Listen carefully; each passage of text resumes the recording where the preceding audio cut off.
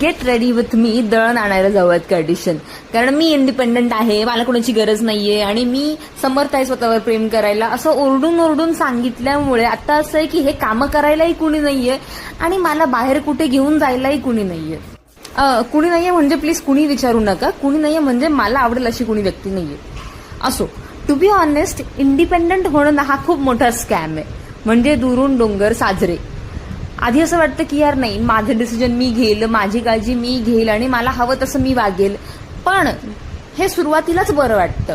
त्याच्यानंतर जेव्हा स्वतःसाठी स्वतः खर्च करावा लागतो, स्वतःची काळजी घ्यावी लागते आणि मला कसंच होतंय, मला बाहेर घेऊन चल, हे जेव्हा आपण स्वतःला नाही म्हणू शकत त्यावेळेला ते किती मूर्खपणाचं वाटतं. हे रिअलायझेशन झाल्यानंतर कळतं की आपण ह्या स्कॅम मध्ये अडकलोय. म्हणजे मैं अपनी फेवरेट हूँ, खुदी से मैंने इश्क किया रे, इथपर्यंत ठीक आहे हो, पण इतनी शिद्दत से मैंने तुम्हें पाने की कोशिश की है कि हर जर्रे ने मुझे तुमसे मिलाने की साजिश की है, असं म्हणणारा एक माणूस यार प्रत्येक व्यक्ती डिझर्व करतो, प्रत्येक व्यक्ती.